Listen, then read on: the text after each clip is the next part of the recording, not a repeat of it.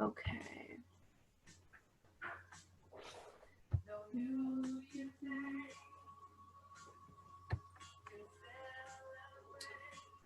Okay, so we can go ahead and get started. So first, I would just like to thank everyone for taking the time out of your day to come attend this virtual event in support of Straight Talk Support Group. My name is Nora Dicker, and I'm the the executive director here at Straight Talk. And I would like to first start this program by talking a little bit about what Straight Talk does. So in 2013, we were started by our executive director, Miss Bessie Elmore, who will be on our panel today. And she started this as you can tell from the name, support group for those whose loved ones were previously or currently incarcerated. And then in 2017, we opened our Transitional House, which is the main focus of our programming now. And the Transitional House is the program that all the proceeds from the tickets and book sales are going towards. So our mission at our Transitional House, which is for men who have been incarcerated or have been released from prison. So our mission is to give our residents 360-degree care. So that means that we're not having one focus that our programming serves or that our staff is working towards with our residents. We want to really fit all of their needs. So that means that our programming is really fit to each individual resident based on their needs and their goals, because truly each person is different. So we have to make sure that our programming is appropriate for each individual residents so we can ensure we're giving them the best services. So that might look like substance abuse counseling, mental health counseling, being connected with physical care providers.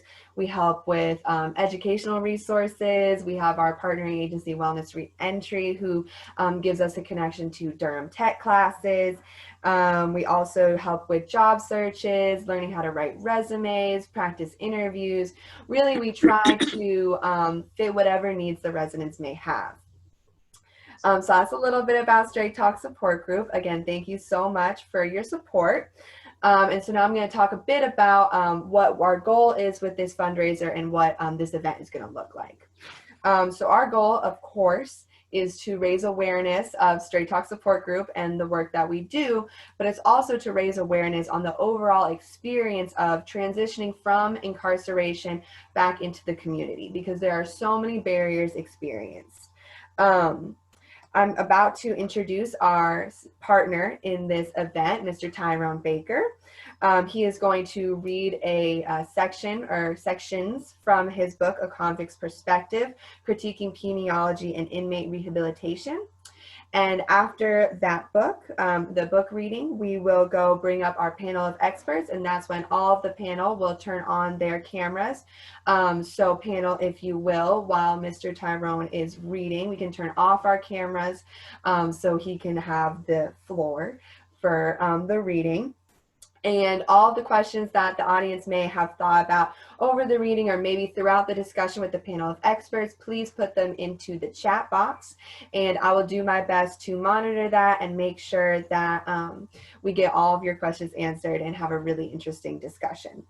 So like I said, leave those questions in the chat box. I'll also do my best to monitor the Q&A box, but I can have the chat box right here as I'm looking at the rest of the panel as well. So without further ado, I would like to introduce Mr. Tyrone Baker, who was born and raised in Durham, and he was incarcerated for 14 years, and throughout his time while incarcerated, he read over 600 nonfiction books, which is amazing. That is more books than a lot of people will read in their whole lifetime. And while also, he was reading books, but he was also writing his own, A Convict's Perspective, which is the book that he's going to read through today. So since his release in August, Tyrone has been working tirelessly to support the causes that he cares about, such as the Climate Reality Action Fund and, of course, Straight Talk Support Group, while also promoting his book, A Convict's Perspective. So today with this event, those two things kind of come hand in hand, because all of the proceeds from March and February for A Convict's Perspective, Mr. Baker is very generous and he is donating those to Straight Talk Support Group. So it is truly, truly my pleasure. And thank you so much for helping us put this event together, Mr. Tyrone Baker. Hey, thanks. I appreciate it. Thanks for the introduction, Nora. And yeah, I'm Tyrone Baker, and that was a beautiful introduction, by the way. And this particular book, it's called A Convict's Perspective, Critiquing Penology and Inmate Rehabilitation. I wrote it while I was incarcerated. I'm actually going to read an excerpt from it. Excerpt from part 2 of the book, actually. Part 2 of the book was written originally as an essay that I submitted to the Yale Prison Law Review as a prison law writing project. I actually didn't, get any honorable mention or first, second, or third place, but that kind of sparked my interest in writing. So I wrote this on the heels of encountering prison education firsthand. There were a lot of, underprepared instructors who were serving as my teacher during the time that I was enrolled in some of the prison classes. So in dealing with them, I came across a lot of solid ideas, and I put them in the form of this essay, which became part 2 of my book. So I wrote it around 2011. Now I'm going to read a part where I actually talk about prison education, and education being one of the foundations on which a successful re-entrance into society is built on, So I figured that this was very pertinent here. So I'm gonna start with my reading in part 2 of my book. It states that I would now like to address the prison education model center of interest, its focal point, if you will. This focal point is deserving of tremendous criticism. It is not one that aids in intellectual growth, nor does it give the appearance of doing so. This point of focus, this nerve center, especially in non-vocational courses, pertains to the provision of relatively low-level diplomas and certificates. The attention that low-level scholastic credentials receive in prison is grossly disproportionate to their significance beyond prison walls. Correspondingly, the neglect of meaningful mental progression within prison education programs is not indicative of its importance in the free society. A plethora of program administrators inadvertently highlight adult basic education certificates, general education development certificates, and even adult high school diplomas in a damaging way in prisons. The manner in which they concentrate on these low-level credentials leads many detainees to believe erroneously that these accreditations separate from intellectual development will counterbalance their felony convictions when it comes to their post-prison pursuit of financial and social stability. This is quite problematic to ex-convicts. The baselessness of this belief is confirmed by the fact that millions have been released from incarceration with GED and adult basic education certificates and/or high school diplomas under their belts, only to be overlooked, ostracized, and neglected by job providers, and ensuingly ignored, rejected, or exploited when pursuing loans, lines of credit, or startup capital for any entrepreneurial aspirations. It's no secret that in prison, earning these less than impressive certificates is more important than the actual knowledge and intellectual wherewithal that these documents are supposed to represent. Too much praise is heaped upon a prisoner for earning his GED, while inmates that exercise critical thinking or display analytical sights are showered with nothing more than complete and utter indifference, if not antipathy. Seeing that such praise is given to inmates that successfully pursue what officials define as education, which is nothing more than certificate amassment, inmates understandably allow said education to get in the way of their learning. They concentrate on getting these imitation sheepskins and simultaneously shut mental development. Note that mental exercise isn't required to obtain a GED. One must simply go through the proverbial motions and memorize formulas and test-taking techniques, and he will be awarded a diploma in many cases. This absurdly pitiful structure, as well as careless and unreflective yet commonplace instructors in many prisons, makes it clear that mental development is not a vital component of diploma acquisition. Therefore, it is often cast aside and sometimes seen as contradictory to the accomplishment of the inmate's goal. The result of such an arrangement is a system that regularly gives inmates diplomas and certificates while failing to adequately ensure that these inmates can comprehend the words that are written on them. The reward system established to incentivize scholastic elevation behind prison walls is riddled with these sorts of inefficiencies. Academic programs should revolve around teaching students the conveyance of meaningful, practical, and applicable data and information to these students. The distribution of senseless, sometimes distracted pieces of paper shouldn't be a supreme goal. It's too bad that this is not the reality within North Carolina's prisons. Concerning the latter conveyance of information, it's worth noting that no extensive attention is being paid to the actual curriculum in prison education programs. The material to which inmates are being exposed in prison classrooms is outdated, antiquated, inadequate, and fruitless. And that's putting it nicely. If you don't believe me, consider talking to a few prison ABE or GED class graduates. After acquiring their low-level diplomas and certificates, significantly north of 90% of them, in my experience, have no idea what a 401k or an IRA actually is. They're thoroughly unaware of how banks and lending institutions operate and what bear and bull markets, bonds, ETFs, mutual funds, venture capitalists, angel investors, and leveraged buyouts are. They can't fill out a check properly, let alone read a balance sheet or fill out a loan application. They don't know what simple acronyms stand for, such as SBA or even LLC, and they can't define simple terms such as mortgage or compound interest. Entrepreneurship is taboo, akin to an exotic ritual for some ABE graduates. A tax credit, according to them, is something offered by Visa, American Express, and Discover. This is firsthand information. Many that earn their GED certificate in prison also think that a person can earn a degree from the Electoral College if they just work hard and study. Of the thousands of organizations established to assist convicts with their reentry into society, many diploma earners can't name one. They believe that Warren Buffett has to be Jimmy's lesser-known relative. I've conversed with many inmates, thousands, only to be surprised that many of them had no idea what Facebook or Amazon was. Twitter was also alien to these guys. Some, upon hearing the name of the social networking site, became frustrated when they couldn't find Twitter in the dictionary. They didn't know what an ISP was or did, and they had never heard of a search engine. They thought that yahoo.com was the new version of some sort of chocolate milk and that Google was a really long number.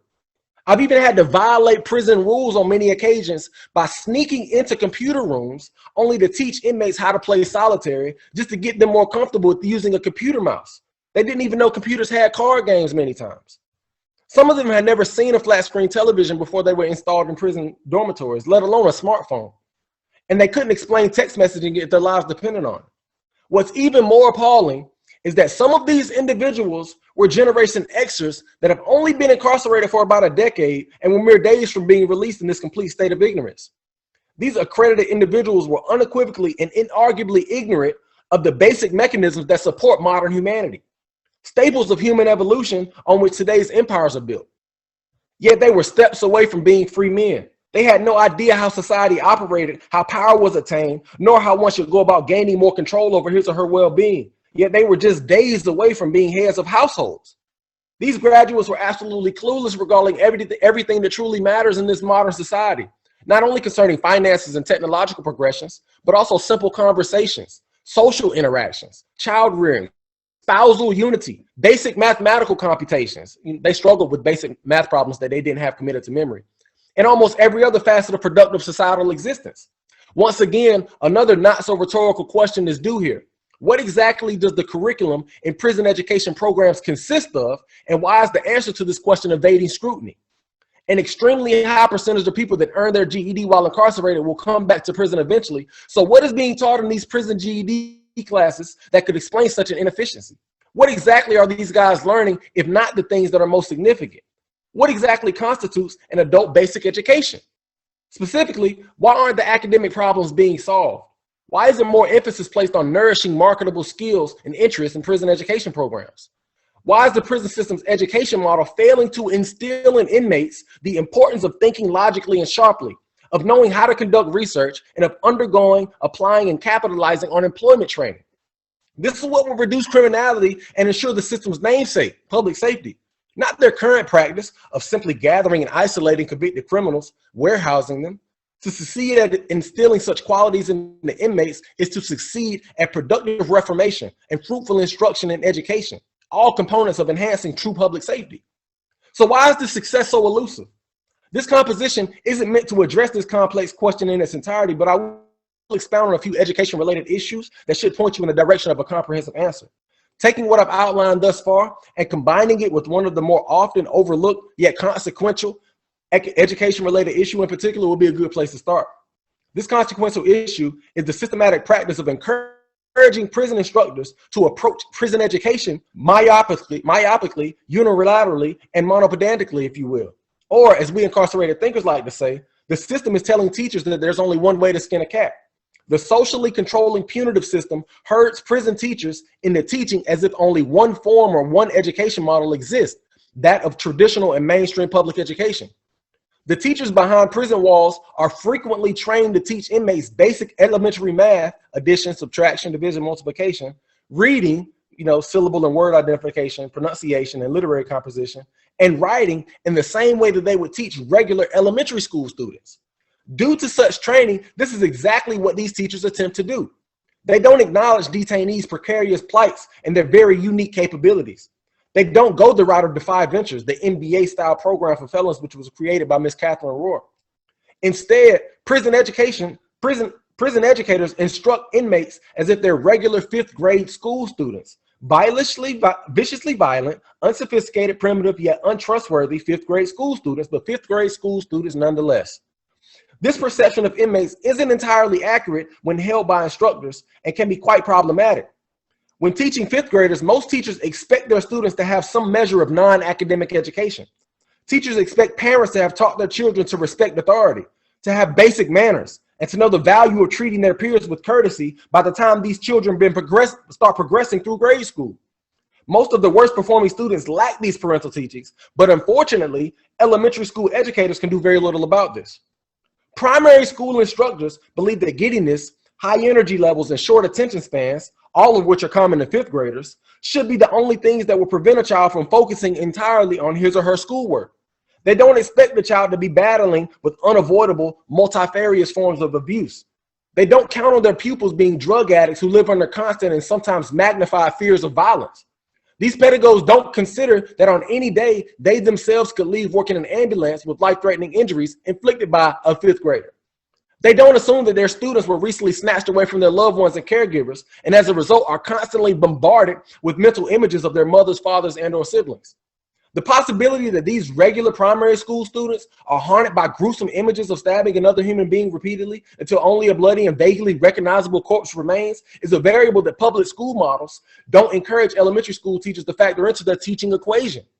These teachers also don't believe that the reason these 5th graders can't seem to focus in class is because they are forced to share a bunk bed with the proudly convicted child rapist every night. Nor do the female educators fear getting raped by one of their pupils at the slightest provocation. More importantly, these educators anticipate the likelihood that completion of the class gets these 5th graders one step closer to being rid of all of these aforementioned troubles. Teachers of regular public elementary school students see these scenarios as absurdly far-fetched and unrealistic. Prison education models, however, must convey to prison educators the importance of viewing these scenarios as reality and adjusting their interactions with inmates accordingly. If the prison education model can't be structured according to the needs of the most capable detainees, it should at least recognize the conditions of the average and below average detainees that it allegedly seeks to educate. Even though many of these convicts have emotional maturity and intelligence levels equivalent to those of slightly precocious 5th graders, admittedly, one would do tremendous harm in allowing this fact to color the way that these inmates are taught and instructed. Simply put, adult convicts are not 11-year-old 5th graders. And the model used to educate adult convicts should not be an exact replica of the model that is used to educate elementary schoolers. The latter model does nothing more than prepare students for the next level of schooling, a level that inmates will most likely skip as they're released from prison and hurled into full-fledged adulthood. Solely and exclusively applied methods of educating 5th graders will never adequately prepare underdeveloped adults for adulthood of this nature. Therefore, the prison education model's framework should not completely mirror that of the public primary education model as it currently does. Elementary education processes alone cannot equip an adult with the tools that are necessary to generate a livable income and run an ergonomically sound household. Yet this is the preparation that convicts need most, especially since the majority of them have relatively short sentences, meaning that they will be adults living in the free world sometime in the near future. The life skills that are not imparted by conventional elementary school systems are precisely the skills that a detainee must develop in order to contribute to societal evolution upon his departure from prison. Educators within the prison system should not focus on mimicking elementary education models. They should be much more concerned about bridging the long-standing gap between formal primary academic instruction and practical, applicable, and commercial knowledge and skills. They should emphasize learning information that adults can use. For example, no logical and efficient adult education system should stress the development of an adult student's ability to do long division and ignore this student's ignorance of basic banking functions, such as how to open and maintain a savings account or the difference between debit and credit. Yeah, this is exactly what adherence to the prison education model practice. Gravitating towards such a sensible emphasis will begin the process of informing detainees that other options in life exist besides criminality. Tailoring prison instruction to the needs of undereducated adults instead of to the needs of children preparing for the next grade level would leave convicts poised to tackle adulthood legally and with some measure of decency. Such tailoring will enable them to transcend what Bennett Harrison defined as the secondary labor market. In Education, Training, and the Urban Ghetto, Harrison maintained that the American society is not a single meritocratic society in which all individuals are equal competitors. According to his argument, there are at least two different American labor markets or fields of competition at work simultaneously at any given moment. The first of these fields is the primary labor market. This is where steady employment and a relatively high wage supports families. The secondary labor market, however, is one in which low-wage jobs, welfare, employment and training programs, informal economic activities, and most importantly, crime must be alternated and combined because none of these economic activities alone can provide a steady living. Inmates that receive exactly what current prison education models here in North Carolina have to offer are destined for a life scraping along the bottom of the secondary labor market.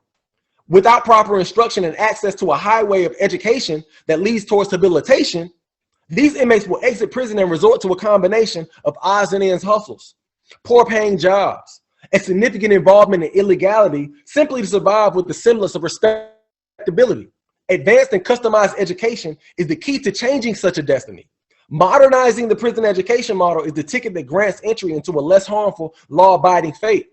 It's time for the prison system to get serious about the safety of the public by actively and effectively educating and rehabilitating those who the system has identified as the biggest threats to said safety. Although my focus here is North Carolina's prison system, I must make it clear that this problem, the astonishingly high recidivism rate amongst graduates of the educational programs, definitely makes this system's scholastic structure problematic, by the way, is nationwide.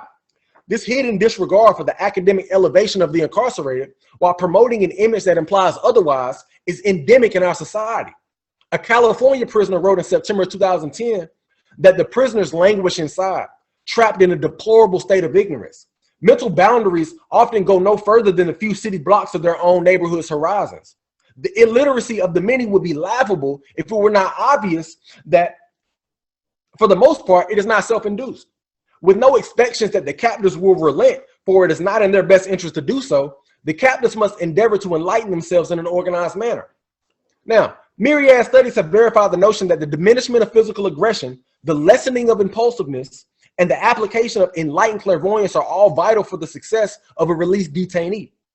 Studies have also shown that these three tenets are directly proportional to an inmate's level of education and scholastic development. In agreement with the results of these surveys, the previously quoted California prisoner continues extolling the benefits of educating inmates by saying that educated prisoners, when released, have not only more confidence, but they also possess greater opportunities of obtaining gainful employment. Obtaining real knowledge gives them the potential to aid in restoring economic value to families and to communities. Educated prisoners also increase the pool of those who can become politically active to effect lasting social change, and their chances of avoiding legal trouble increase as well. Therefore, educating prisoners will decrease crime and violence as incarcerated minds expand and deepen. The whole premise of me writing that was to stress the importance of education when it comes to rehabilitation. When it comes to transitioning out of prison, the importance of education simply can't be overstated. You know, that excerpt was from part 2 of my book. And like I said, I wrote that right when I was encountering, prison's education model. Of course, I've since learned that there are many academics who teach inside of prisons who unfortunately aren't given the resources that they need to be successful as successful as they can be, but that in no way diminishes their desire to kind of give back and kind of help guys get on their feet and actually learn relevant material. But I do want to stress the importance of understanding, like when it comes to combating mass incarceration, when it comes to doing something about the carceral state, education is a vital element. It's extremely important. And I want to thank all of y'all for coming out today to not only listen to this expert, but to hear what the other panelists have to say. When it comes to transitioning back into society, I think that y'all really should understand the importance of some of the services that Straight Talk Support Group provides, especially those that pertain to education. You know, there are too many brothers and sisters who are getting out of prison who are just deplorably undereducated, you know, and there's no reason they should spend 10 years, 15 years trapped inside of a concrete and steel box when the resources are there to educate them. They're just not being effectively or efficiently deployed. You know, they spend all this time in this box not being educated while all the educated material just languishes. You know what I mean? It just falls into disrepair. Like that's absurd. That's absurd. Prison should be a place that actually uses education as a weapon against criminality. Right now, that doesn't exist. You know what I mean? Right now, the prison education model seems to be a fertilizer for criminality in many ways, you know, and that's unfortunate. That's unfortunate. And it's time for a change. I think the people that come to Straight Talk Support Group should have already been through a strenuous academic environment in prison, and they should come out ready for what society has to offer for them. You know what I mean? My goal is to make it so that Straight Talk Support Group gets the resources that it needs to help expand the educational resources that it has and provide more educational opportunities to the residents that come by. You know, so I definitely appreciate y'all coming out, you know, and thanks for that. And thank you so much, Tyrone. That was a beautiful reading. We actually had somebody ask, because you read it so well, if you are a musician or if you do spoken word. No, I'm not a musician. Okay, but you read like one apparently. So thank you so much for that. And I did drop the link to purchase his book, A Convict's Perspective, in the chat box on Amazon. Again, all proceeds for February and now March are going directly to Straight Talk Support Group. So thank you very much for that, Tyrone. So now I'm going to kind of hand off this program to the panelists. I'm going to call each person by name so they can turn their mics on and their computers on so that we can, so that each person can introduce yourself, okay? And so for when we're asking the questions, please, we're gonna have like 2 minutes for each panelist, and I have a 30 seconds sign to give y'all a warning, and I also have a wrap it up sign when you have reached the time, so not to interrupt y'all in your flow. So of course, finish the thought, absolutely. And again, to the audience, if you have any questions that have come to your mind since the reading that you would like the panel to answer, or just put them in the chat, and I will try to get to them as best I can, okay? All right, so I'm just gonna go in the order that the panelists are on my screen. So you can go ahead and turn y'all's cameras back on. And why don't we start with you, Demetrius? Please introduce yourself. Hey, good afternoon, everyone. Thank you for having me. My name is Demetrius Lynn. I'm a resident of Durham County. I'm the program coordinator for the local Reentry Council here based in Durham County.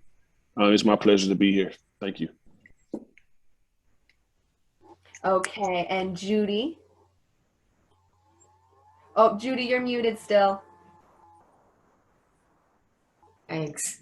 I'm Judy Van Wyk, and I've been a volunteer at Orange County Correctional for a number of years, and I'm currently on the board of Reentry House Plus. We're trying to open up a transition house in Hillsborough, and I work with Tommy Green and William Elmore, who also teach at Straight Talk Support Group Transition House, and have developed a program called SWIT to try to make up for the lack of life skills and preparation that the guys are given for reentry.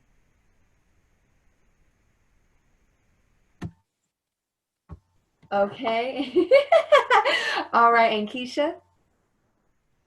Hi, my name is Keisha Millett. I'm a staff attorney with the Fair Chance Criminal Justice Team at the North Carolina Justice Center. All righty, and Tommy? Hey, everybody. I'm Tommy Green. I'm the lead community health worker for the formerly incarcerated transition program. And I'm also the co-founder and co-creator of Success While in Transition, which is a program that we teach at Straight Talk Support Group in partnership with Wellness Reentry.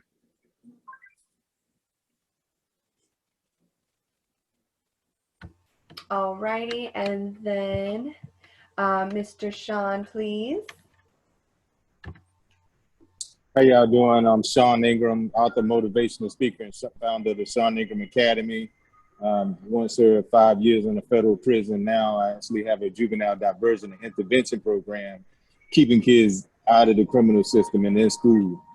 So you see a lot of traffic behind me. We also have a kiosk here at Karachi Valley Mall, where I fund a lot of my different programs through my books and shirts and things of that sort. So great and happy to be here. Thank you so much. And then last we have Ms. Elmore, our Executive Director. Hello, everyone. Thank you for Nora for having all of this. I'm Bessie Elmore. I started Straight Talk Support Group. Can you hear me? Yes. I started well, Ms. Dicker has already told you when I started it. I'm really excited about all the work that we do at our organization, and I look forward to this event tonight. Okay, thank you all for your introductions. So we do have a couple questions in the chat box, as well as other ones that I have gathered from beforehand. So I kind of like to start with a good one that kind of goes off of the section that Mr. Tyrone read from his book. So, and then I'll name each person so we can keep it nice in order for who can go next. So, how are people who are currently incarcerated prepared for their transition while still in prison? And I'll start with you, Demetrius, please.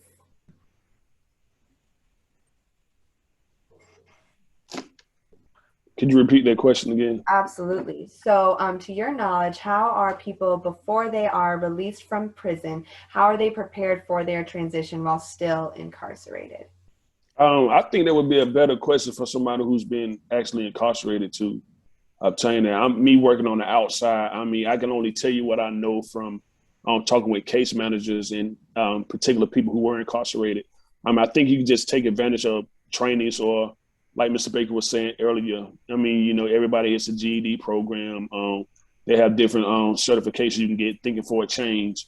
Of course, we know these are basic skills, the basic introductions for individuals that are coming home. So I think it's more or less based on me never being incarcerated, but me working with the reentry world, having a criminal history myself. I think it's more of taking advantage of the opportunities that are there for you, trying to diverse a plan that's going to be beneficial for you upon your release. So it's more or less a work getting with case managers, seeing what is there to offer to you, particular or whatever camp you are at, or whatever you're trying to do prior to you being released coming home. So I mean, that's the best I can tell you from me knowing from what's coming on from the inside, coming back to the outside. Yes, thank you. And I do, so the reason I'm framing this, I first want to ask the panelists who don't have the lived experience, so we can kind of see what our impressions of being a people that have not been incarcerated, what we think are resources while still incarcerated. So then those panelists who do have the lived experiences can either say, yes, that's true, or that really wasn't what we found to be true. So Ms. Keisha, would you go next, please?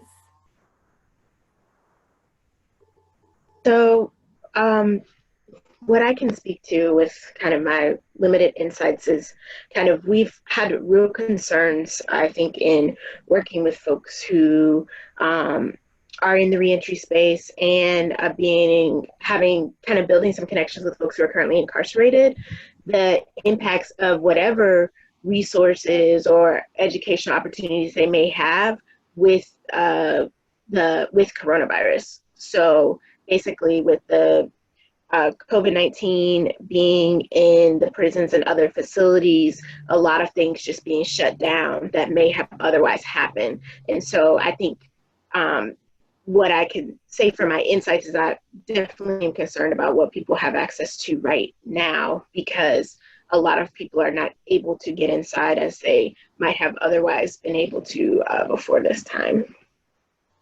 Great, thank you. We are going to touch a bit on how things might have changed or shifted from COVID, of course, because it's very different now. Ms. Elmore, please. Well, excuse me, I have a whole different perspective, because the individual, my son spent 25 years in prison, and the materials that I sent him and that he shared with other guys that were there open up a lot of their eyes on education. My perspective is reentry starts the moment you enter prison, not a couple of years or a couple of months when you're ready to get out of prison. But the family plays a significant role in that person being educated. Everyone that's in prison is not uneducated. So my perspective is totally different from some of the statistics that Mr. Baker gave. Okay, thank you. And Miss Judy, please.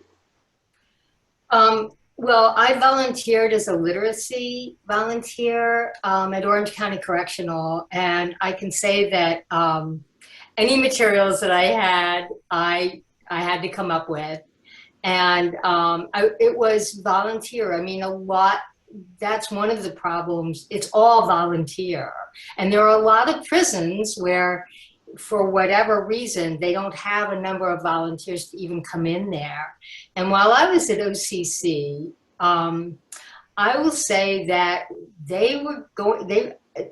I was working one-on-one with a gentleman, and I would have guys come in and ask me if I could lead the GED class, which I didn't have any certification to teach that. But there was no GED class.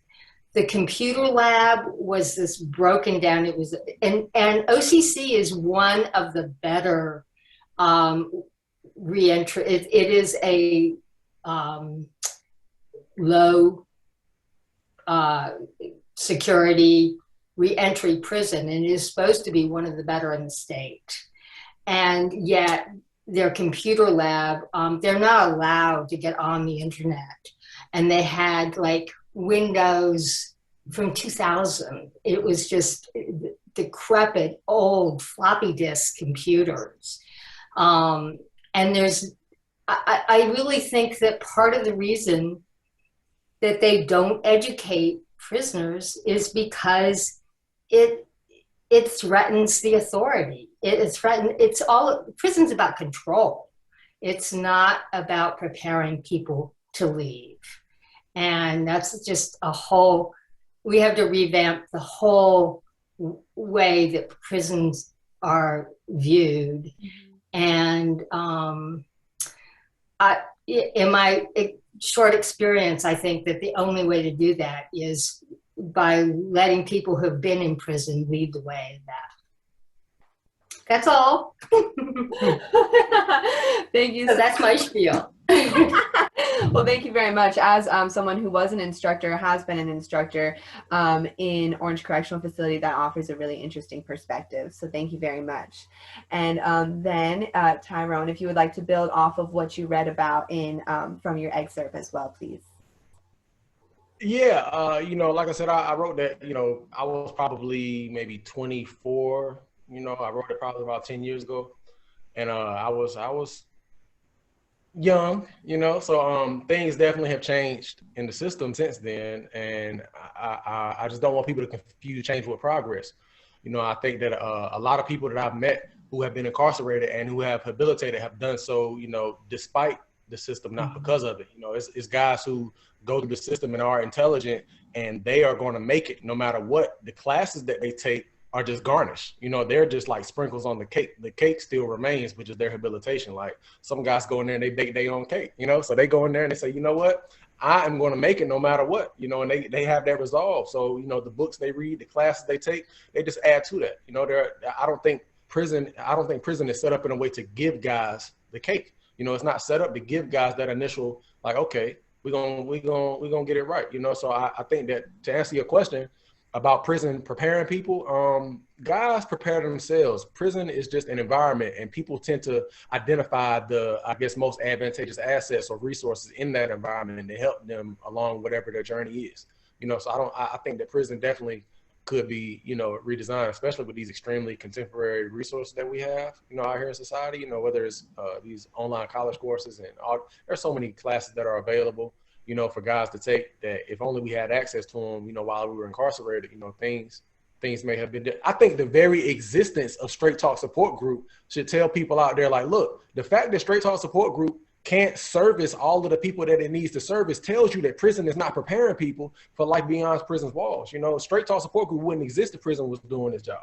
You know what I mean? And I love Straight Talk Support Group. Nora, you dope, you know, but I just wish y'all didn't exist. You know what I mean? That's just it. Yeah. Thank you, sir. And then Sean, please. Yes, I want to hit on a couple of points from some things some people said. Can y'all hear me? Okay. Yeah. So Ms. Bessie said that we're talking about reentry, and correct me if I'm wrong, but I 100% agree, and I can only speak from my experience. First, let me let you know that every prison don't have the same educational opportunities. Okay, and there's a difference between federal prison and state prisons. I mean, you got so many different variances that most people never understand. You know, I remember when I got to federal prison, I think 2 years before I got there, they stopped. You know, people talk about GE programs, where they actually had bachelor's programs where guys was actually getting bachelor's in prison. They stopped it, right? And you like, dang, man, I could have went to college and came out. So Ms. Bessie is exactly right. Prison is not a rehabilitation or reentry facility or campus. You know, that's not their goal. That's not their mindset. And I think a lot of people forget about the business of prison, right? When we're talking about, that's what a prison is for. Honestly, they profit more off of recidivism than getting a person prepared to come back into society, right? So the less that I can give you while you're in prison that get out and continue to struggle, the better off I am. Ms. Judy was saying, yeah, a prison is not for rehabilitation or reentry. I think a lot of people don't even think about the actual being institutionalized. And maybe some of the other guys could talk about this also. You know, I went to prison when I was 22. I'm 44 years old now. But a lot of people.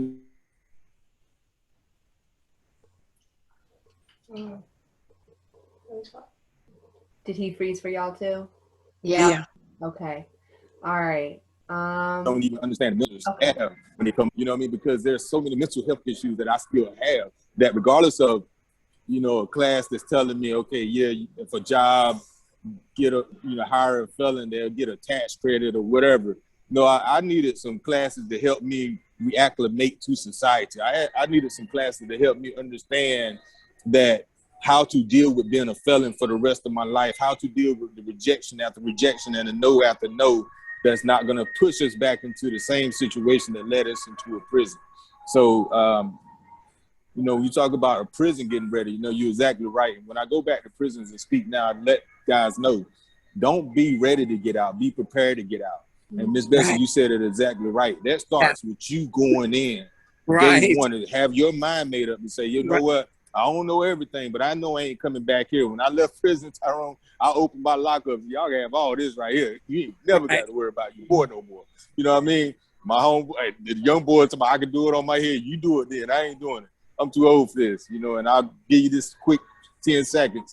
It changed my life. Honestly, I had 2 months left. And mail call, that's when they rolled new people in. We call it the beach where I was. And I saw them roll in a 75 to 80-year-old man in a wheelchair on the oxygen tank. And that's what let me know the system ain't playing no games with nobody. They can care less how old you are, how, you know, sick you may be or whatever the case may be. And that's when my mind got made up to say, you know what, nah, this ain't going to be me for the rest of my life, because people got to understand, I'm Sean Ingram. I know who I am. I have employees. I've created jobs. But if I go to a Walmart right now and fill out an application, I'm still a felon on paper, by name and by number. Okay. So when you're talking about the reentry process, honestly, me personally, I don't even know how many people in prison believe in a true reentry process, because from friends and family and people before us, they let us know that second chance is almost slim to none. Yes, thank you, sir. And it is true. And we're going to talk about what kind of barriers are experienced by those people who have been incarcerated, who do have to, when they're applying for a job or housing, have to check off that box. And then last but not least, Tommy, please. Yeah, I agree with everybody, especially Tyrone. I mean, I feel like me and him, if we were on the yard together, we've had quite a number of conversations revolving this same issue. And it always ends the same. Like, yeah, prison isn't built for rehabilitation, at least not for people without mental health issues or people that's not battling substance use or alcohol use. You know, it's fine and well if you have any of those things, because yes, NAAA at every camp. Some camps even force you to go to those. That was one of the things I hated the most. Like, I was forced to sit in AA meetings and I didn't have no alcohol problem. So with that being said, if you're dealing with those issues, yeah, it's help for you. But for guys that just, you know, made a mistake, found themselves locked up without no underlying issues, you know, we're kind of stuck in limbo unless, like Mr. Elmore said, you have a supportive family that's going to send you that educational material. Keep your mind stimulated while you're in there. That's the only way you're going to make it mentally out of prison, I think. So yeah, again, it's not for rehabilitation. Okay, thank you, sir. All right, so we have a question from Miss Zelda Everson, who is one of our works with a partnering agency, Wellness Reentry. She asks, are the correctional institution residents able to use the classrooms or materials to volunteer as instructors or facilitators at the facility?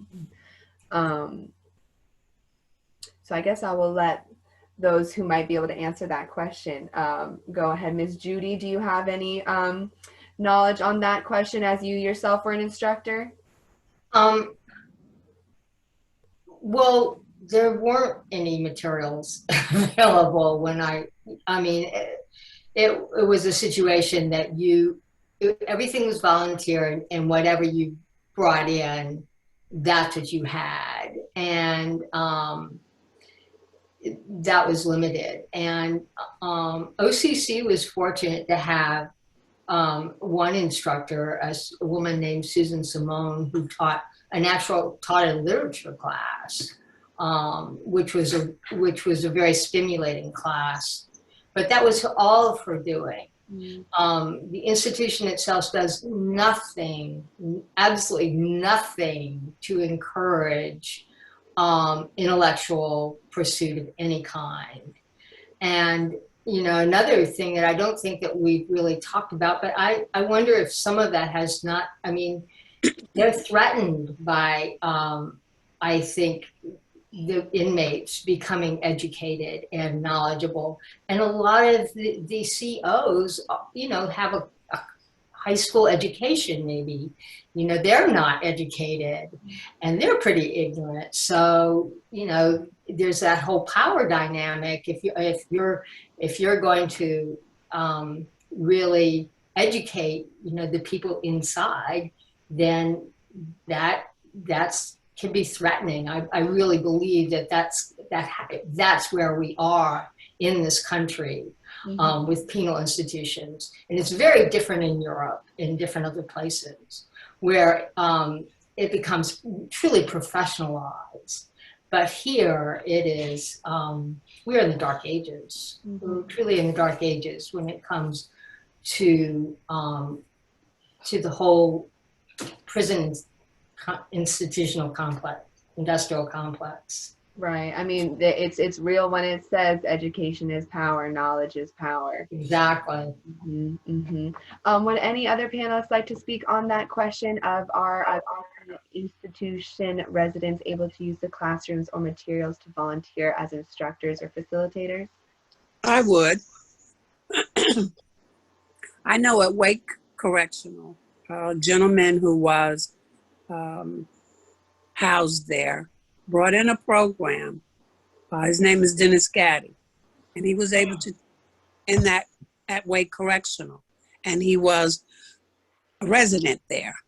So it depends on the individual speaking to the superintendent or the case manager about what type of classes they want to teach at the facility. So it can be done.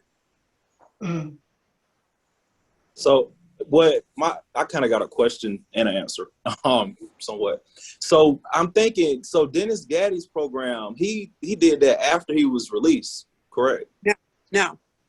Oh, he started it while he was in. Right, because I was his supervisor. I transported him when he got on work release. But while he taught that class, while he was at Wake Correctional. Okay, awesome. Ah. So that will be like my first time that's my first time hearing about that. I was going to say no until you just said it. But No, I know, only other opportunity. I know it for a fact. Yeah, Gotcha, hey, gotcha. I do have a little experience with that. So from 2009 to 2010, I was housed at Pasquotank Correctional Institution. I was a tutor in the food, or a teacher's assistant in the food service technology class. But during the summer, I would volunteer as a tutor in the math classes, where there were like 2 classrooms in the education department that were rarely used. So eventually it was very informal, and I didn't have anybody's permission to do this, but on the days where the guys didn't have any work to do, I would be like, hey y'all, how about y'all come in here? We would go to one of the vacant classrooms. So it was probably like 2 days a week, like every Monday and Thursday, I set up shop in this classroom, and I'm gonna say, hey, I'm gonna teach y'all how to buy and sell stocks. I'm gonna teach y'all, how to fill out a mortgage application, or I'm gonna teach y'all about Black history or whatever. So it was very informal. And around the time that I wrote my book, around like maybe 2013, 2014, I linked up with, there's a religious organization called the Moorish Science Temple of America. They were pretty much inmate ran. So some of the guys in this group came and asked me if I would teach the guys how to write business plans and teach them about accounting and things like QuickBooks. And, so I actually got a friend of mine to mail me QuickBooks for Dummies. So I actually taught QuickBooks, out of this class through the religious organization. So they would gather under the premise of, we're having a religious meeting, but it really would just be me teaching them about business and how to write business plans, entrepreneurship and stuff. What I mean? But it wasn't anything that was like sanctioned or approved by the administration. I kind of did it, I'm pretty sure they probably wouldn't have approved of me doing it. I can talk about it now because, I can't go to the hole now, so. Yeah, but I kind of do have a little bit of experience in that. And as far as having access to resources, I've been to prisons where there were laptops. I was at a prison, there were probably 20 laptops, and they literally stayed in a cabinet, locked, gathered dust. Like I was a teacher's assistant, so I was in the school area every day. I never saw that cabinet open. And I was there for probably about 3 years, so I'm like, okay, so here are 30 laptops that just sit unused when I can go back to the block and I can pick at least 20 or 30 guys who wouldn't even know how to turn them on. Like, come on, man. Like, really? Like, how? But to answer your question, I mean, it definitely has happened. There have been inmates that have led classes, even sanctioned was like Brother Dennis Gaddy. Shout out to Dennis Gaddy, too. He's running a great transition program, so, yeah. Very nice. And I would like to say that Straight Talk Support Group, we have a computer lab that we run every weekday that has laptops, and we do have residents who have never used a laptop before. Or don't know how to use email, or some things that people who have been out in society, those might seem like very basic level skills. So we do at Straight Talk Support Group teach our residents how to access their email, how to use a laptop, as long as other things that they have interested. Did anyone else want to speak on that question? Okay, so I'm going to kind of lead into another question since we've kind of touched on it. This is from Joe, and he asked if we knew about any other educational programs that might be happening in other states. Well, I can say for New Jersey and New York, there are a lot of different educational programs that they have already in the facilities, where they have teaching anger management, money management, critical thinking, conflict resolution. And believe it or not, some of those same classes are being taught in some of the prisons in North Carolina. It depends on 2 things. It depends on who the administrator is at the prison. And it depends on how many of the inmates or our returning citizens go in and ask for some of these programs. They are available. So it's up to the individuals in the prison. How many of the guys want to have programs come into the prisons? Thank you, Ms. Elmore. And Ms. Elmore, I have seen that. I want to kind of like piggyback on that. I have seen that before. I've seen I can't remember where I was, but I remember a prison administrator, a high-ranking prison official, kind of basically putting it out there, asking the guys like, okay, y'all, if we implement XYZ program, who will be interested? but this was the same administrator who oversaw, or some of his staff members who viciously beat guys like on the regular. Like guys weren't in a rush to interact with these administrators. So administrators asked, but it's like, come on, they weren't, the relationship wasn't one that the guys could go and freely say, hey, Mr. Administrator, we want this educative program. It's already an antagonistic relationship because of past things that have happened under that particular administrator's watch. So I've had to, I tried to bring, I actually spoke with a lady from Inmates to Entrepreneurs while I was at Harnett Correctional Institution, and I wanted to get them to bring their program into Harnett, into Harnett Correctional Institution. So I kind of ran into the same obstacle, but unfortunately, none of the inmates were willing. The inmates that wanted the program, they would tell me they would be on board for it, but none of them were willing to go and talk to the administrator, Mr. Marshall Pike, at the time about this issue, because nobody liked him, because he oversaw some things that happened at the prison that kind of made the relationship tough, if that makes sense. So it definitely, I don't want to put all of the onus on inmates to kind of rally behind this, because there are so many other factors that influence inmates' decisions to pursue programs like this. And I think that one thing is it's so prison to prison. Every prison it's like the whole prison system is like a fiefdom, and you have the guy in charge, the superintendent, who has so much power over each individual prison. That was what was going on with Orange County Correctional. There's a very good superintendent now, thank goodness, who's been dealing with the whole COVID crisis. But the guy before that was out, he checked out every day practically. He didn't interact with any of the men there. This is a prison that was supposedly preparing people to re-enter. And punishment was arbitrary, and there was nothing that, like I say, they weren't even, nobody was bothering to even try to coordinate any kind of GED class. And that's the very, as you pointed out, Tyrone, that's the bottom of what you can offer,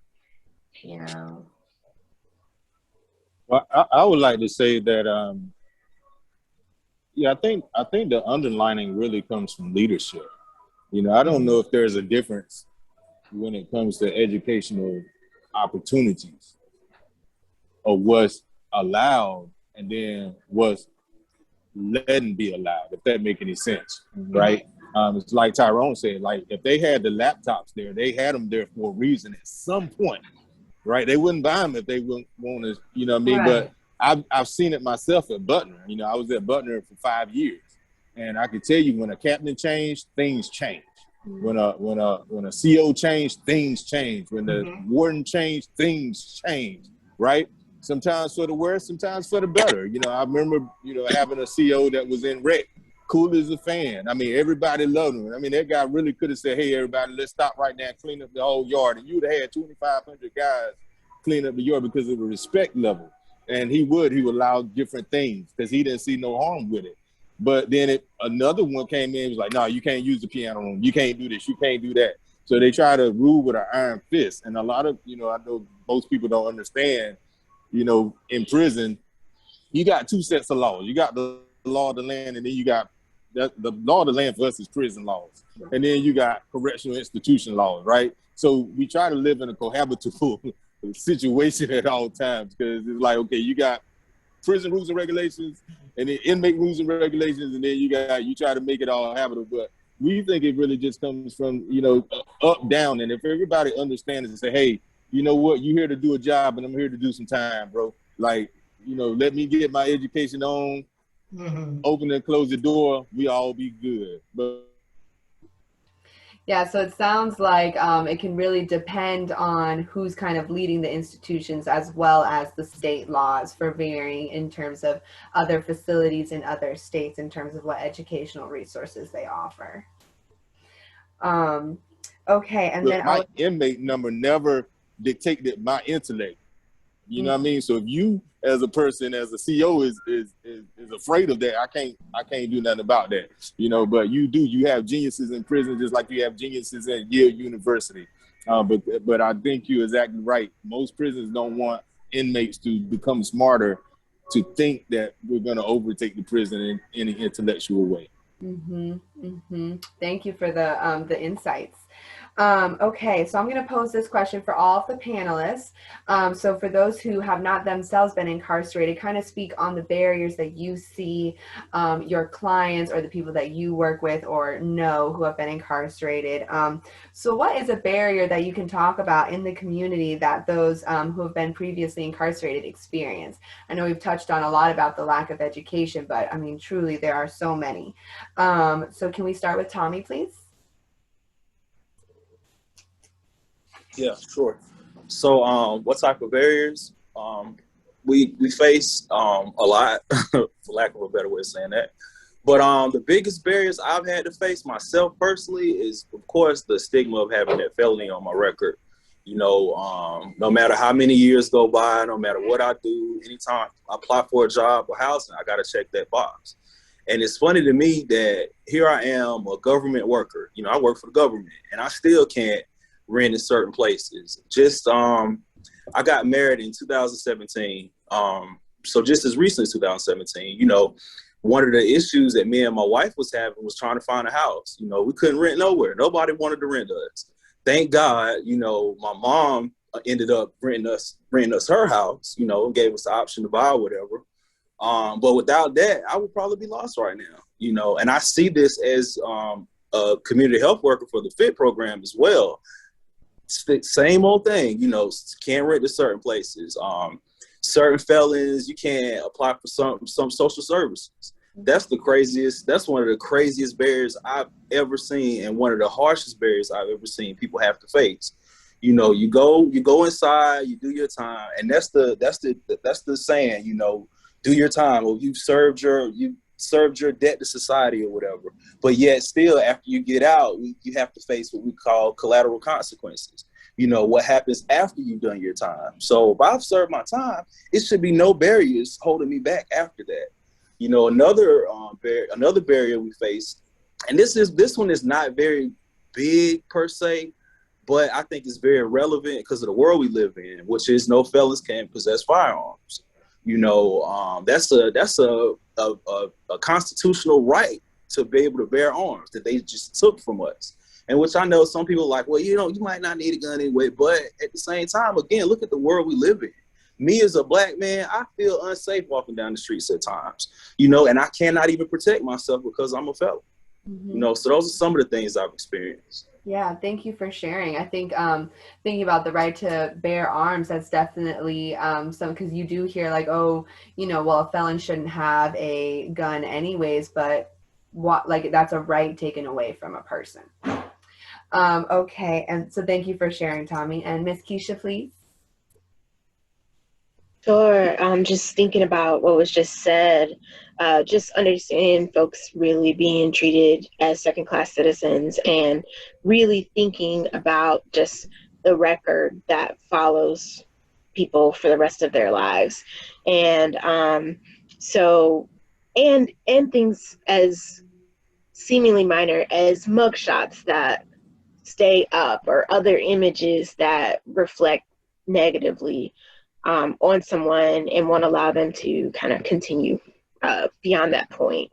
There's some different efforts that I've been involved in to try to address that. I don't know if this is a good time for me to get into some of that, but okay, well, yeah, so I mean, one of the things that, my team works really closely with a group called the North Carolina Second Chance Alliance. And so that is a group that is primarily folks who have been directly impacted by having conviction or arrest or have been in prison, and also folks who provide reentry services. And so we do work around setting policy agendas that can help address some of these barriers, some of the so-called collateral consequences that just play out over the course of someone's life. And so one of the main things that we've been focusing on is record expungement and thinking of ways to expand access for people to getting their records expunged. And so the Second Chance Act that passed last summer helped do some of that. One of the big things that it did was, regardless of what someone may have, what conviction someone may have on their record, all of their dismissals can be removed because in North Carolina, your dismissals stay on your record, or dismissals stay on your record even though you don't have a conviction. So moving towards that, but we know that that still was just getting, kind of just getting to the issue. And so we're continuing to work on that and think of ways to expand eligibility. So folks who have more than one felony, I think we some research that folks we've been working in coalition with said that on average, people may have about 3 to 4 felonies on their record. So how can we expand this so that more people can have access? How can we push back against this distinction between what's considered violent and nonviolent and change some of the narrative around that? So that's just one effort that we've been really working on. And then to what another thing that I heard Tommy mentioning was around access to housing and employment and things like that. And so we are kind of in a really slow grind up a hill thinking about fair chance employment opportunities. So we know there's some local governments that may allow for fair chance hiring where generally they allow someone to apply for a position and then at the point of interview or at some other point afterwards, they basically don't require someone to check the box. And then afterwards then may review someone's background, but that's really limited.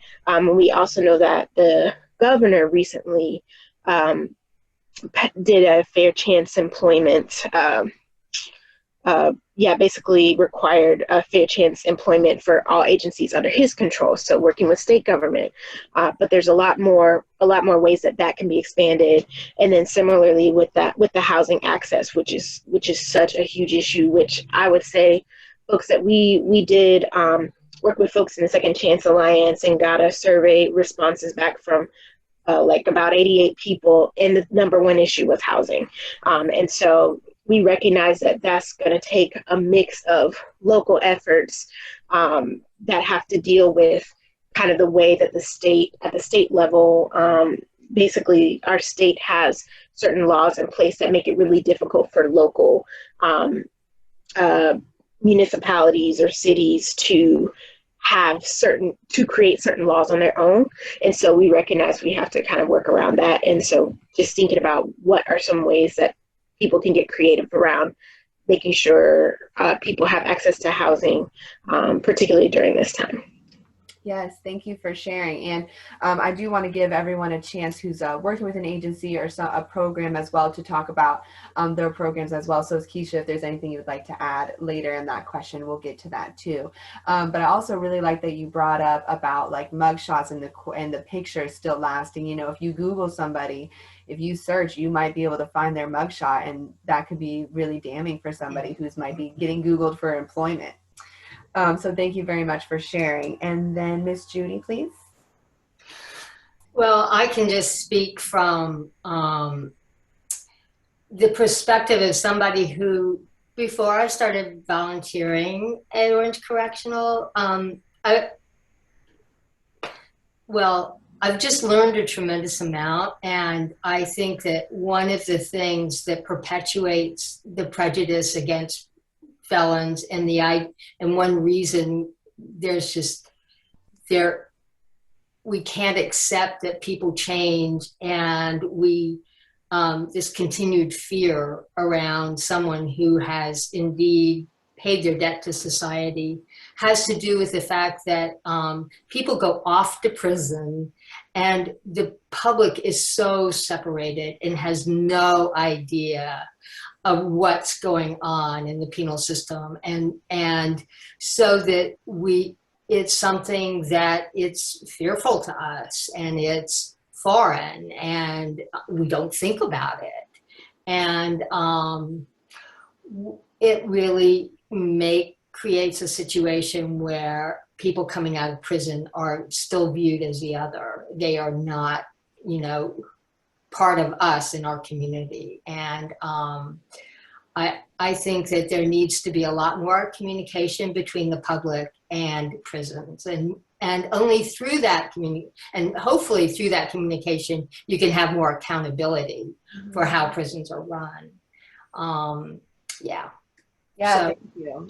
Yeah. It's very true. We're a labeling society. So once you have been arrested or convicted of a crime, it really will stick with you throughout life, not just in employment or housing like we had mentioned previously, but also the attitude of people around you. Thank you. And Sean, please.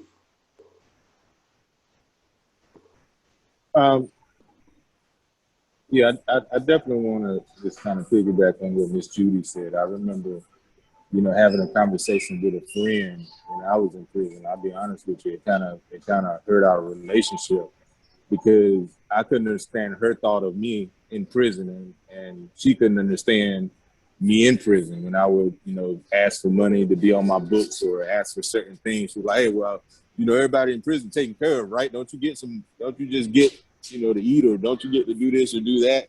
And, and so it really helped me understand that, yeah, there's a clear divide of understanding or perception. I guess that's the best word to say, a perception of what prison is, what prisoners are. Everybody's just animals. We can't be rehabilitated. Our mental capacity to overcome. But a lot of people don't even understand the person, right? And like I said, for me, I just went through some legal things, and I just got, locked up a couple of months ago, some things. And I was like, the picture they had of me was from when I was 20 years old. So to see that picture, let me know right then, they never expect us to get out of the system, right? And this is like for some driving stuff. And I'm like, yo, this is really, really crazy right now. And it's, go back to what you said, Nora, these things will get dismissed, right? But does it even really matter? Because if you Google me, if you look me up, you're gonna see so much negative that you say, "Oh man, Sean can't. Yeah, how will he ever change? How could he ever work with kids? How could he ever do this?" Even my pre-sentence investigation report. I'll be honest with you. I stood in court, was like, "Damn, who is that guy they talking about? Is that me? Like, dang, am I that bad?" Like, so they paint this picture of this terrible villain. And the villain never gets not to be the villain, right? The villain in every story is always going to stay the villain. And that's what honestly hurts me and infuriates me so much when I'm talking about programs, because, I look at myself as how a lot of people look at our youth. And when you say our youth can't change, then you say I can't change. You say Tyrone can't change. You say, what I mean? So there's so many different things that people really, really don't understand when you're talking about the actual person. I don't know Tommy, personally, but at the same time, I don't know what he was going through that led him into prison. But most people will never even want to even care about that backstory. They think, oh, he's just a terrible person. They're terrible people. They'll never change. But people won't even get to know the person. Like you said, it's all about perception. And I think a perception that the media and the public has portrayed so much that most people would never understand. I mean, you do have success stories like Mr. Dennis Gaddy that has more exposure and he's, can tell his story more. But he's one in a million in most people's minds. Right. Thank you. And he's a good friend and mentor of mine, so I know I can talk personally about him. But yeah, he's one in a million when you're looking at the overall picture of public perception of what a prisoner is. Right. And when you spoke about how, the perception, that's a great word, and how the media does not really help positive perceptions of people who have been incarcerated. Think about the movies that we see, the violence that we see in those movies. It's not always about the rehabilitation of those people. It's really portraying prison, or I should say, people in prison quite negatively. And that's, for most people, that is the interaction that they have with prison if they themselves do not have a loved one or personally have been incarcerated. So that's definitely a goal of Straight Talk Support Group, is to have events, spread awareness, and just work with people, because one step at a time we can try to work and get down that stigma. So thank you very much for sharing that. Ms. Elmore? I'm all about change. I'm not advocating for DPS, but in order to understand the system, you have to have a seat at the table. And for me, I have pretty good insight because I do have a seat at the table with them. I have a voice. And if you want to be about change, you have to have a voice. So for everybody that's on this panel, if you want to see change, use your voice. Use your voice. And thank you all for using your voices today, because we got people in the audience who are listening and really appreciating this learning experience. So thank you. Demetrius? I think just the whole overall negative connotation, speaking about people who have convictions in the past. Everyone you see that has been incarcerated, been charged with a crime, that are successful now, we are resilient people, right? We are people that can take your Fortune 500 company and turn it into something bigger than what it already is. Nobody understands what we've been through being labeled, right? We're not criminals. I think the biggest thing is the way that we word things, how we say things, right? Society has an ignorance when it comes to people who have criminal histories, lack of knowledge of, right? I think it's an area that they want to have nothing to do with. But we are coming back to your neighborhoods. We are going to work with you. We are going to be beside you. Imagine having a criminal history, coming home, or just having a charge. Imagine being disabled, which I am. I'm paralyzed. I've been in a wheelchair 27 years. I got charged with a felony when I was 20 years old. I'm 47 years old now.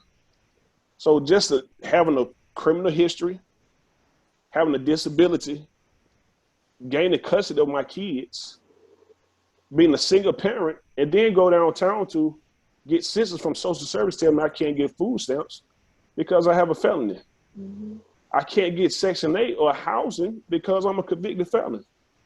I can't tow the firearm to protect my kids and I'm disabled because I have a charge. I'm not a criminal. I just broke the law of the land. The difference between us and everybody else is we just got caught for breaking the law of the land. We're not criminals. The criminals are the people who haven't got caught yet. Those are the biggest criminals. Those are the biggest crooks. You know, but you hire us to run your programs to help you keep your money. You can't make it without us. You need us. Who better can help somebody who's been through and deal with barriers if you haven't been through it yourself? Because you got a degree and you read a book, that doesn't give you life lessons. That doesn't be able to help you teach somebody who's been through what you've been. When people say, I know what you're going through, no, you don't. You don't. No, you don't. We deal with this every day. We deal with this every day, like barriers, housing, trying to vote, just trying to protect yourself, trying to protect your family, just trying to live a decent life. It never goes away. But once again, we're still here. We're not going nowhere. We're going to make the best of our situation, not only for ourselves, but we're going to do it for our brothers. We want to make sure they're good because our kids interact with your kids. Our kids are at school with your kids. And it's all about how we treat people, how we help people, because the thing about it is this. We're all in the same community. Correction officer, probation officer. You mistreat people. You see those guys in the mall. You see us in the grocery store. You see us around your kids. We go to church with you. You can't always label us, and we have to stop identifying individuals as the charge on the paper, and we have to identify the person as that person. Right. Once we get to that point and start doing that, everything will be a whole lot better. But we are just faced with barriers just because the simple fact it says we have felonies. People can't look past that to give you opportunity. We need more employers. We need bigger employers out here. So open the doors and get people opportunities. And thank you for sharing your personal experience, because it's true. A person is not, it is a rare occurrence for somebody to be released from prison, have a place to go, have a job lined up for them, transportation, everything set. There's so much intersectionality for the barrier of being labeled as a felon. So I really appreciate you sharing and touching on how there are so many different things that have those barriers that could be all in one person. So thank you for that. And last but not least for this question, Tyrone, please. Yeah, I definitely, you know, we're talking about the post-incarceration journey and, you know, some of the obstacles that men encounter, people encounter, you know, as they re-enter society. And something that I think kind of gets underexplored is the psychological or the social adjustment that we need to make. You know, coming home, there were plenty of times, and mind you, I'm still going through this. You know, I've been home 7 months now. You know, so I got incarcerated at 19 and I got out when I was 33. So I'm still going through this process. But one thing I noticed was just socially, it was hard for me to actually view myself as deserving of a place in society when I would try to build friendships or establish relationships with people who I didn't want them to view me through the lens of my past, but that's exactly what they did. And I was rejected in many social situations simply because when they found out, you know, I guess who I was, who I used to be. You know what I mean? I encountered that, and that, I mean, believe it or not, it kind of affected me when it comes to confidence a little bit. I kind of felt like, okay, here we are at a bar, or here we are just out wherever, and, you know, making simple conversation, and that topic comes up because I'm asked about it. Now this person wants to shun me, and now I'm like a leper now, you know, and like that right now was like, oh, it kind of affected me a little bit, you know what I mean? And even psychologically, some of the things I encountered, like I just recently stopped taking all of my stuff from, like, when I take a shower, taking it to my room, you know what I mean? Like it was a, right. I mean, I just recently stopped, like little stuff like going into somebody's house and seeing how low the ceiling is, you know, like little bitty small stuff like that kind of threw, I mean, it was a psychological adjustment, you know, it really, it was something that, like I said, I think it gets underexplored, and because it's underexplored, I think it's a potential obstacle that brothers and sisters who are getting out of prison encounter, you know, and I wish that I wish there was a little bit more focus on that. And I do commend Straight Talk Support Group for having this safe space where guys can explore some of these psychological and social issues. You know, when I first got out, my sister, she took me downtown Durham. I'm from Durham, born and raised. So she took me downtown Durham, and I'm just looking around at how things have changed. You know, Durham didn't look like this in 2006. Right. So I'm just looking around, and I'm amazed. And so she gave me like $40 and was like, "Hey, we're gonna ride the scooters, the spin scooters or something like that." I was like, "I'm not riding no scooter," you know what I mean? So, but I did. So when she put me on a scooter, she had to show me how everything worked. So she put me on a scooter, and I can't even really describe the psychological effects of being. I had been out of prison probably 2 days, and now I'm on a scooter riding around downtown Durham, going like around the cars and stuff. It was like a paradigm shift in a sense. It was transformative, you know what I mean? But I couldn't articulate it. I couldn't describe it because it's been so understudied, you know what I mean? It's so underexplored, you know what I mean? But it really worked wonders for my transition. I felt free, you know what I mean? I felt it, you know what I mean? It wasn't just, okay, I look around and I don't see prison bars. It was like, no, I genuinely feel free in this moment, you know? So those psychological and social obstacles are important too, you know, along with things like, you know, the ban the box initiative and, you know, discrimination when it comes to job employment and housing, like Sean and Tommy talked about, you know what I mean? I do think, you know, all of this, you know, when we combat the carceral state and we, I guess, make prison be an asset instead of a liability to society, it's going to take a variety of approaches and a variety of vantage points. You know what I mean? We're going to have to come at it in so many angles. And I think that the psychological transition from prison to free society is one of those avenues that's going to have to be explored for guys to successfully, you know, habilitate. Yes, absolutely. Thank you so much for speaking on that.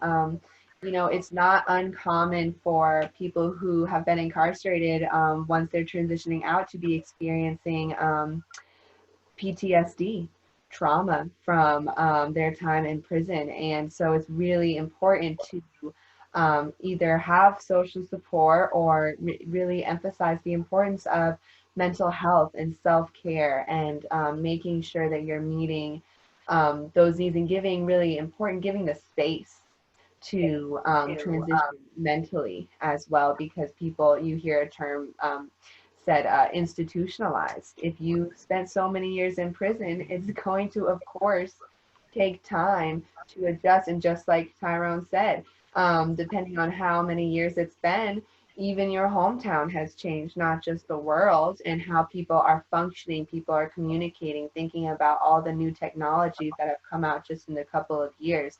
There's so much change all at once. It can be really overwhelming psychologically as well. So thank you very much for touching on that. So I hope to get to some more questions, but I first really want to make sure that we have the opportunity for each panelist to talk about the work that they do, as well as what's going on with them. And maybe some of our panelists work for resources locally or not locally for people who are justice involved. So I really want to make sure that we all have a chance to talk about not just Straight Talk Support Group, but the other resources that are available in our community. So can I please start with Demetrius? With me? Oh, Judy? Sure, Judy works. Yes, absolutely. Who did you say? I said Demetrius. Oh, Demetrius, sorry. It's okay. No, ladies first. Go ahead, Miss Judy. No, go right ahead. Okay, well, I'm Demetrius Lynn, and I work with the Durham Local Reentry Council here in Durham County. And the Local Reentry Council is a networking body of nonprofits or local entities or definitely different other agencies that are geared towards helping individuals coming home from incarceration or dealing with individuals who have criminal histories in the past, whether they be felonies or misdemeanor convictions. What we do is we do an assessment with individuals once they come in for assistance. You can contact us by email. You can send us referral. You can walk into the office. Right now, we are housed at the Criminal Justice Resource Center in downtown Durham, but due to COVID and everything, our office is currently closed. So we're trying to do a lot of makeshift. I'm doing intakes over the phone. I'm actually going out in the public and meeting people. We're trying to practice social distancing. We're doing the intakes. We're trying to do Skype or Google Duo, whatever we got to do to make the individuals help them with the resources. So once I do an assessment, we'll assess your needs, and then I start making appropriate referrals for individuals to receive the correct assistance that they need to help out with reentry work. We had a case manager. She's not there. So right now I'm doing local reentry council work in Durham County right now by myself. We help individuals find jobs. We help with transportation.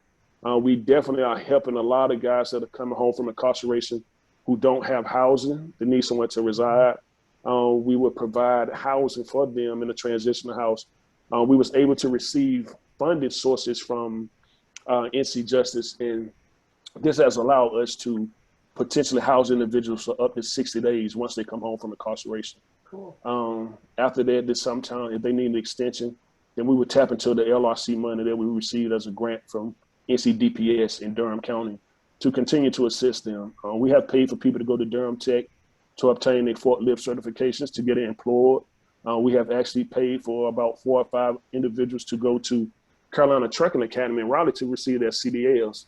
So it's just all about the individual, and I tell everybody, we don't have a program, because with programs, we get caught into this program like a starting point, ending point. We don't have a program. LRC work is going to work for you however you want it to work. We have some people that come home and say, listen, I have a job. I just need boots and I need bus pass to get to work. We consider it a single service, and we'll get the boots for them. We're getting the bus vouchers to get to work. So once again, we're just here to serve the clients, the best fit their needs. And however, we can diverse a plan that's going to help you, that's what we're going to do. Thank you very much. And if you would, each panelist, and Demetrius, since you've already spoken, please, if you can put contact information. Y'all have access to the chat box, right? Yes. Okay, so please, if people are interested in reaching out or learning more about your resources and organizations, the local reentry council in this case, please put that information in the chat box so it's accessible for everyone, okay? Sure. Thank you very much, sir. And then why don't we go to Judy, please? Well, I work with a nonprofit called Reentry House Plus, and we are dedicated to 2 things. One is to provide housing through a house, and we are working on attaining a house in Hillsborough right now that will house 5 people in reentry, and justice-involved people in reentry. But I've also just gotten very involved in the whole issue of criminology, and working with Tommy and Will. I've taken their class many times and have learned so much just being a participant in that. And the one thing I've learned is that I really strongly believe that justice-involved people need to lead the way in terms of any kind of reform to the criminal justice system.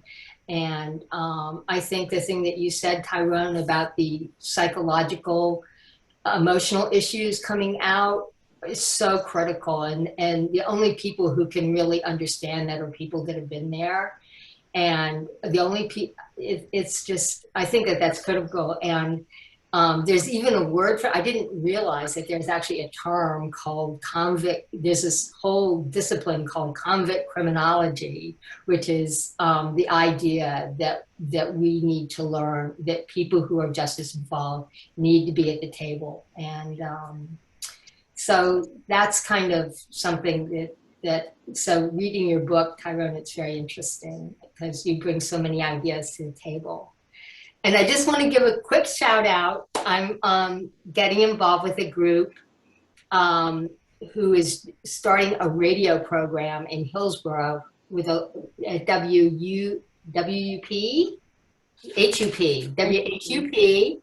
and the program is going to be called Justice Connections. And it's hopefully going to just be about anything and everything that has to do with criminal justice. And there's probably even another term that they're using besides criminal justice, but because it's like justice is sort of, it's not exactly the correct term. So anyway, I just want to give a shout out, and I want people to listen to that, and hopefully we can, it will open a way that the men at Orange County Correctional will be able to hear it, and that it will begin that kind of communication between people on the inside and the outside, which I think is important. Great. Thank you so much, Judy. So please do, for people who are interested in listening to that new radio station, or show, I should say, please put that information in the contact box. That's really exciting. Okay, great. I'll do that. All righty. And Ms. Keisha, please. Thank you. First of all, I just want to say I've been taking notes this whole time, so really honored to be on this panel with folks. So I kind of echoing some of what I've heard, or specifically what Judy was saying, is that my team recognizes that true expertise and understanding of these issues lies with those who have direct experience and have been directly impacted by the carceral system and their family members. And that's why we work consistently to be in coalition with, to serve, to amplify the work that folks are already doing. There are a lot of different ways that we do that. I already mentioned some of our work around addressing criminal records through expungement and expanding eligibility. We also do some work for driver's license restoration, and this year have kind of picked up some policy issues that we're really trying to drive through in our state level advocacy. One is we really want to put an end to the felony snap ban. So there are states around the country that have ended the ban that somebody mentioned before, or one of the things that somebody was referencing before, that prevents someone who has certain drug felony convictions from either temporarily accessing SNAP benefits or permanently accessing SNAP benefits. And so we just recognize that there's so much harm being caused by that, that continues this, bars people from having access to getting their basic needs met. And so working with our coalition partners on trying to make that happen. And we are following other states like Mississippi and Alabama that have been successful with ending this ban. Also, working to think about, working to find, to try to get policies in place that make an easier process and or just generally help folks who are returning home have access to their driver's license or state identification cards, things that in other states there are processes in place that people can get support with that before release. And so we're trying to push and venture into that issue as well. And then, as I mentioned before, we have to get on the fair chance housing issue, something that we are working with some organizers who are kind of working in their local counties on these issues, and thinking through creative ways that they can try to address the challenges that folks face with housing, from eviction to criminal record and other things that that serve as barriers. And then the other one that I mentioned earlier is the mugshots issue. We are actually taking that up and trying to work on that, and recognizing that even when someone is able to get a mugshot removed, there could be other ways that on media or social media that image can be found. So just working on some of those issues, really working on, and then the other one, is we're doing a prison solidarity project that we've been a part of since the pandemic really started, and that involved letter writing to folks who were inside to see what concerns they had around coronavirus, and then participating in a 50-day vigil to try to get folks released. And so that was part of an effort with a coalition called Incarcerated Now NC, and we're continuing our support of folks who are trying to get pardons or clemency just by trying to raise awareness around those issues through social media and otherwise. Thank you for sharing. You've got a lot of different things going on, and they all sound really great. So Ms. Keisha has put her contact in the chat box in case you would like to know any more information on all of those different programmings occurring. Tommy, are you able to speak with us? Yeah, I can. I'm just driving. Okay. So I'm with my primary job is with the health department. Again, I'm the lead community health worker for the formerly incarcerated transition program, formerly known as FIT. And what that program does is we connect recently released individuals from incarceration that have a chronic condition to free health care. We're actually in 5 counties right now. Orange County, which is where I'm located. I'm the primary community health worker for Orange County. Durham County, Mecklenburg, Greensboro, Guilford, and Wake County. The other thing I mentioned, another thing I do is I'm also the co-founder and co-creator of Success While in Transition, which is a workshop that me and my partner William Elmore kind of created based off of 21 principles that we kind of implemented and used in our lives to be somewhat successful after incarceration. I ain't gonna say we got it all figured out, but we've had a good run. So we kind of sat down, put our heads together, and we kind of came up with these 21 principles.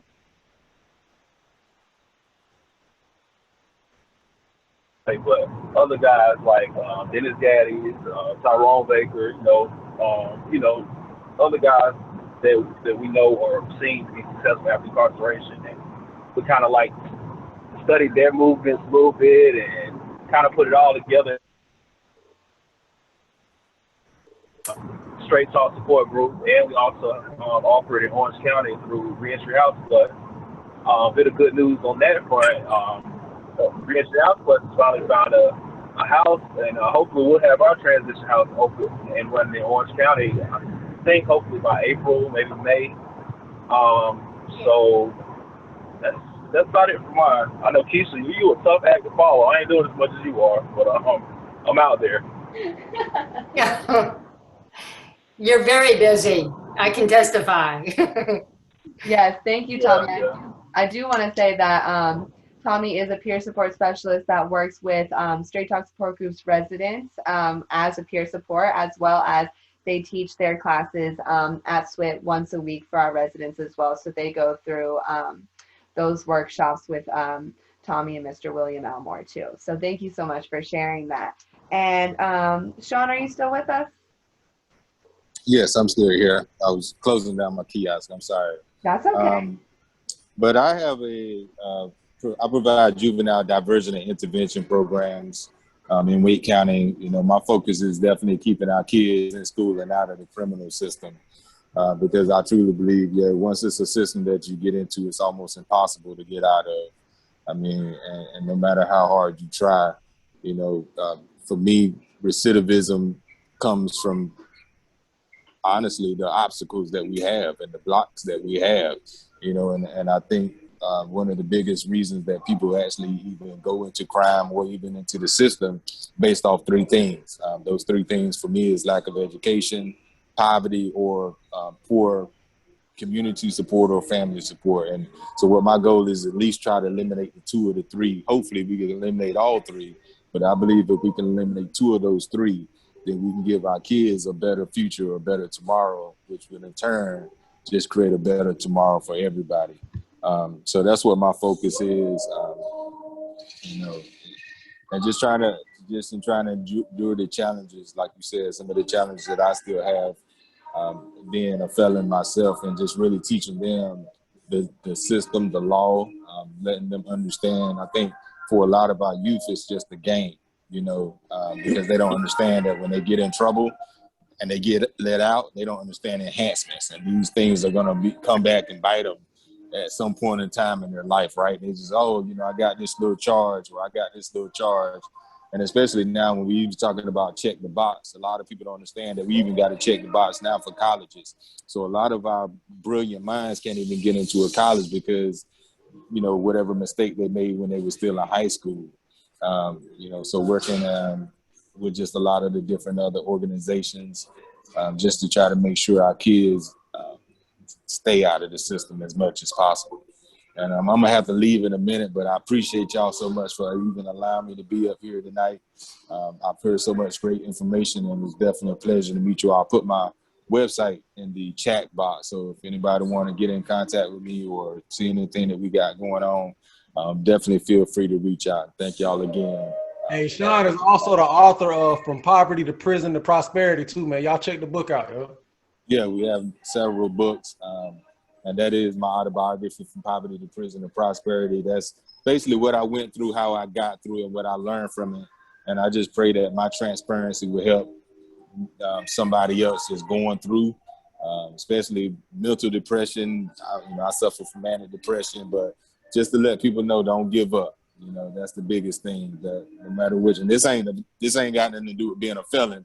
This is just personal. Like when you're going through life and you're a leader, I had no idea what leadership was about. So I'm trying to tell you, that's a whole different. I mean, I think I'll rather go back to felon than leadership. Leadership is a whole different ball game. So if you're trying to accomplish something in your life, don't give up. You know, I know it gets frustrating for especially us that's been through the system and we still fighting the system, but trust and believe that we know we got a greater purpose, and I think we got to champion the cause that to change the light. My goal now is just to be the light to show people that we can change. You know, it's like we said earlier, people don't want to believe that we can change. So me, Demetrius, people like Tommy, people like Tyrone, hopefully we could be the light and say, yeah, you know, I remember them. They was whatever when they was, but they changed. So I know it's possible that people can change. So that's what I pray now, that people see people like us and say, hey, I know change is possible.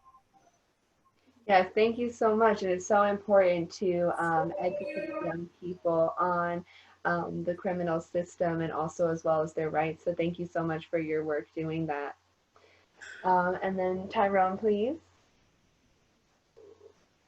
Yeah, so I'm really just in that say yes to everything mode right now, you know, so I'm in the process of joining the board of Step Up Durham. They provide employment training to guys who are just as involved and other brothers who are downtrodden. I'm a member of Grow Capital. I do some independent management consulting for small businesses. So I'm kind of exploring that space, particularly here in Durham. I'm definitely linking up with a lot of small businesses such as Wardrobe Etiquette and the Haytop Barbershop on Fayetteville Street and Bull City Merch. We sell a lot of Durham-centric apparel. I actually have a job right now working for the North Carolina Center on Actual Innocence. I'm their office manager. You know, they kind of are the organization that fights on behalf of those who've been wrongfully convicted, you know, and they basically get guys out of prison who shouldn't be there, you know, who are there under, you know, falsified charges or whatever reason. I've also, you know, I'm really in, like I said, say yes to everything mode now. So, you know, you can reach me, Tyrone Baker, Facebook. You know, I got a speaking engagement coming up at the University of Pittsburgh in Greensboro on March 16th. I actually just did a speaking engagement down in Broward College in Florida. Yeah, I mean, it's like I said, say yes to everything, see what happens, you know? So that's pretty much it. Yeah, you can hit me up on Instagram too, Tyrone_L_Baker. Man, you can call me, 919-916-4899. Just hit me up, you know what I mean? I'm an open book. Talk to me. Thank you very much. Hey, Mr. Baker. Sorry, I didn't mean to interrupt. I just wanted to say, Mr. Baker, while you in a yes to everything mood, can I borrow $5,000? Hey, yes to almost everything. No, there was an asterisk behind that. Oh, okay, got it. Sorry, Nora, go ahead. I just wanted to make everybody laugh. Absolutely. That is just fine. I had to figure it out. I would also like to say that Tyrone is also helping STSG look for grant opportunities as well. Definitely says, and that, you know, we really appreciate all of the help that he has offered. So to finish us up, Ms. Elmore, if you would like to talk a little bit more about Straight Talk Support Group and the work that you do, please. Well, basically, you said it all. And I'm proud of the work that we do at Straight Talk Support Group. We offer opportunities for our returning citizens. And I just want to make sure that people not use that word convict. Let's say returning citizens or justice involved individuals. Let's change that name. So I'll end on that note. Yep, absolutely. Yes, Ms. Elmore, I definitely agree. Thank you so much. Yes. Mm-hmm. Yes, and I'm just going to throw in inmate as well as not the best term. No, so, no. You know, you can do a person leading. So whenever you're saying a person involved or a person with substance use, something like that, it really accentuates the fact that you're speaking about a person first who is not always labeled by whatever category is being spoken about. So thank you, Ms. Elmore, for mentioning. And I also would like to say, when the gentlemen come to our house, we call them by their last name, Mr. So-and-so and Mr. So-and-so, because for years they were recognized by either their opus number or inmate, and they're no longer inmates. They are returning citizens. They were away, and now they're returning back home. Mm-hmm. Thank you so much. So thank you all for the panelists as well as the audience for your participation tonight. It's truly been a really informative event. I'm so happy with how it turned out. I feel like we got some really good information. So please, just if there's any more questions, our panelists have put their contact information in the sidebar. I also put my email, which is on our Facebook and our website. So if there are any last questions, then you can direct them to me or directly to the panelist contact information. And as always, thank you so much for your participation in the ticket sales. And I see that there have been some more book purchases of Convict's Perspective in this chat. So thank you so much. And if you want to donate more or find out how to support in other ways, there's a Support Us button on our website that you can use for donations, and as well as just reach out to us and see what can be done. But I can easily say we can always use men's clothing, always. And we can always use toiletries, basic things like that as well. So if y'all have any used men's clothing, I mean, as well as women's, because we can help direct those to other agencies as well. But clothes and toiletries are very big for us, as well as monetary donations. So again, thank you all so much. Feel free to reach out to myself as well as any of the panelists if you have any further questions. Thank you all. Good night. Good night.